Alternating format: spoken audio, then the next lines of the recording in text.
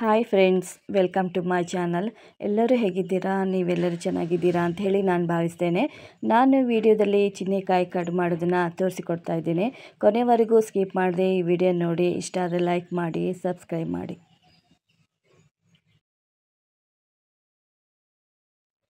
ಚಿನ್ನಿಕಾಯಿ ತೊಗೊಂಡಿದ್ದೀನಿ, ಒಂದು ಸಣ್ಣದು ನಾನು ತೊಗೊಂಡು ಬಂದಿರೋದು. ಇದನ್ನು 4 ಹೋಲ್ಡ್ ಮಾಡ್ಕೋಬೇಕು.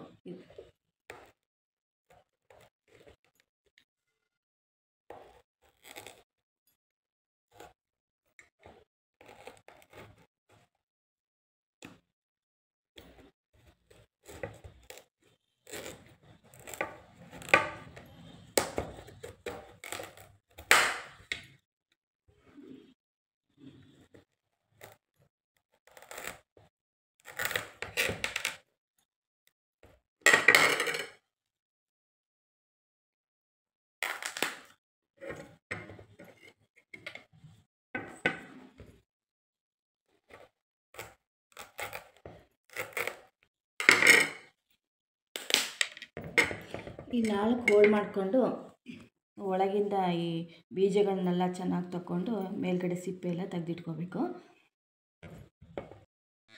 ಈ ಥರನ ಸಿಪ್ಪೆ ಎಲ್ಲ ತೆಗೆದು ಈ ಥರ ಮಾಡಿಟ್ಕೋಬೇಕು. ಈ ಥರ ಮಾಡಿಟ್ಕೊಂಡಾದ್ಮೇಲೆ ಒಂದೊಂದಾಗಿ ಇದಕ್ಕೆ ತುರಿದಿಟ್ಕೋಬೇಕು.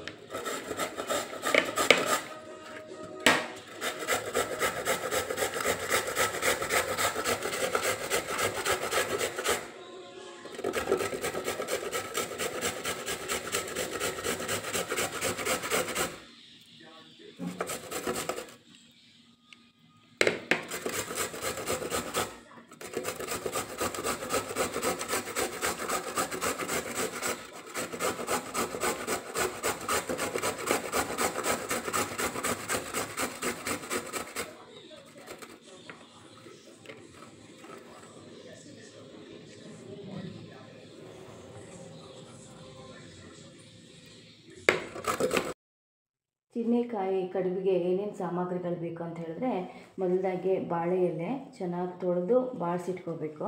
ಹಾಗೆ ಅರಿಶಿಣದೆಲೆ, ಆಮೇಲೆ ಶೇಂಗಾ ಬೀಜ ಚೆನ್ನಾಗಿ ಹುರಿದು ಸಿಪ್ಪೆ ತೆಗೆದು ಇಟ್ಕೊಂಡಿರೋದು, ಆಮೇಲೆ ಅಕ್ಕಿ ರವೆ, ಆರ್ಗ್ಯಾನಿಕ್ ಬೆಲ್ಲ. ಅಂದರೆ ನಾನು ತೋರಿಸಿದ ಚಿನ್ನಿಕಾಯಿ ಕಡುಬಿನ ಅಳತೆಗೆ ಮಾತ್ರ ಇಷ್ಟು. ಅದಕ್ಕೆ ಸ್ವಲ್ಪ ದೊಡ್ಡ ಚಿನ್ನಿಕಾಯಿ ಇದ್ದರೆ ಸ್ವಲ್ಪ ಜಾಸ್ತಿ ತಗೊಂಡ್ರೆ ಆಯಿತು. ಈಗ ಚಿನ್ನಿಕಾಯಿನ ಒಂದು ಚಿನ್ನಿಕಾಯಿನ ಈ ಥರ ತುರಿದಿಟ್ಕೊಂಡಿದ್ದೀವಿ. ಹಾಗೆ ಇದ್ರ ಜೊತೆಗೆ ಏನೇನು ಹಾಕಬೇಕು ಅಂದರೆ ಅಕ್ಕಿ ಹಿಟ್ಟು. ಈ ಅಕ್ಕಿ ಹಿಟ್ಟನ್ನು ಕಡುಬಿಗೆ ನಾವು ಮಾಡ್ಕೊಳ್ತೀವಲ್ಲ, ಅದಕ್ಕಿಂತ ಸ್ವಲ್ಪ ಸಣ್ಣಕ್ಕಿದ್ರೆ ಸಾಕು.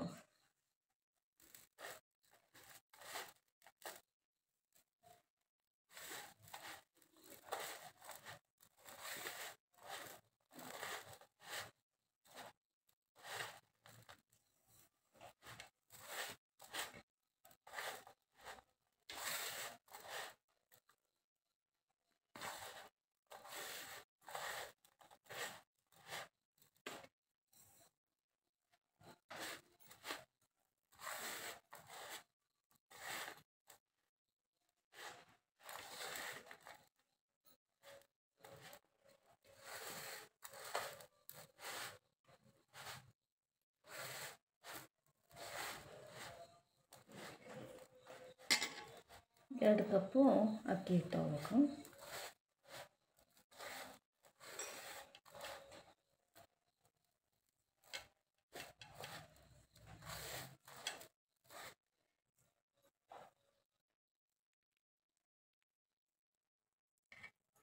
ಈ 1 ಕಪ್ಪಷ್ಟು ಬೆಲ್ಲ ಹಾಕಿದ್ರೆ ಸಾಕು. ಇನ್ನೂ ಸ್ವಲ್ಪ ಸಿಹಿ ಬೇಕು ಅಂದರೆ ನೀವು ಹಾಕ್ಕೊಳ್ಬೋದು.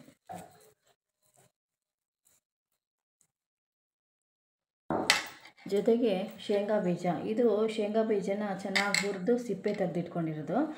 ಬೇಕು ಅಂದರೆ ಕೆಲವರಿಗೆ ಕಾಯಿನ ಸಣ್ಣದಾಗಿ ಹೆಚ್ಚು ಬೇಕಾದ್ರೆ ಹಾಕ್ಕೊಳ್ತಾರೆ. ನಾನು ಯಾವಾಗಲೂ ಶೇಂಗಾನೇ ಹಾಕ್ಕೊಳ್ಳೋದು. ಚೆನ್ನಾಗಿ ಹುರಿದು ಸಿಪ್ಪೆ ಎಲ್ಲ ತೆಗೆದು ರೆಡಿ ಮಾಡ್ಕೊಂಡಿದ್ದೀನಿ. ಈಗ ಅದನ್ನೇ ಹಾಕ್ತಾಯಿದ್ದೀನಿ.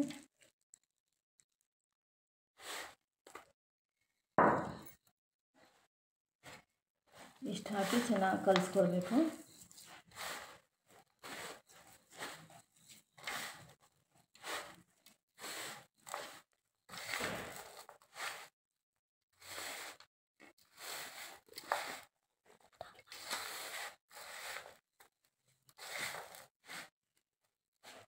ನೋಡಿ ಈಗ ಇಷ್ಟು ಚೆನ್ನಾಗಿ ಕಲಿಸ್ಕೊಳ್ಬೇಕು. ಈಗ ಬೆಲ್ಲ ನೀರೆಲ್ಲ ಬಿಟ್ಕೊಳ್ತಾ ಇದೆ. ತಕ್ಷಣವೇ ಬಾಳಲೆಗೆ ಸುತ್ತಿ ಇಡಬೇಕೀಗ.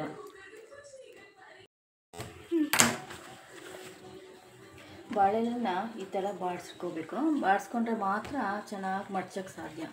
ಈ ಬಾಳೆಲೆನ ಈ ಥರ ಇಟ್ಕೊಂಡು ನಾನು ಯಾವಾಗಲೂ ಚಿನ್ನಿಕಾಯಿ ಕಡುಬು ಮಾಡ್ಬೇಕಾದ್ರೆ ಅರ್ಶಿಣದಲ್ಲೇನೋ ಅಡಿ ಇಟ್ಕೊಂಡು ಮಾಡ್ತೀವಿ. ಅಂದರೆ ಇದ್ರನ್ನು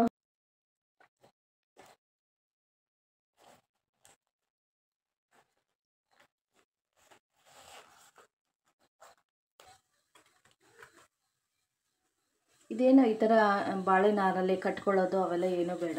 ಈ ಥರ ಏನೇ ಸೋರೋದು ಅವಾಗಲೇ ಏನೂ ಆಗೋದಿಲ್ಲ.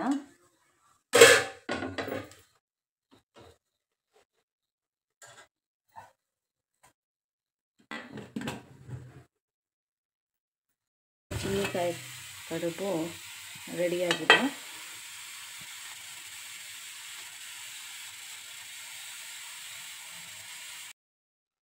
ನೋಡಿ ಇದು ಎಷ್ಟು ಚೆನ್ನಾಗಿ ಬೆಂದು ರೆಡಿಯಾಗಿದೆ. ಈಗ ಈ ಥರ ತಕ್ಕೋಬೇಕು.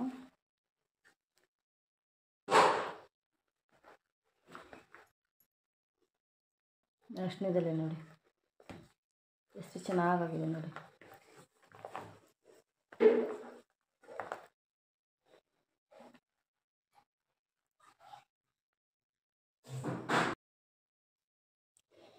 ಇದನ್ನು ತುಪ್ಪದ ಜೊತೆಗೆ ಹಾಕೊಂಡು ತಿಂದರೆ ತುಂಬ ಚೆನ್ನಾಗಿರುತ್ತೆ, ಟೇಸ್ಟಿಯಾಗಿರುತ್ತೆ.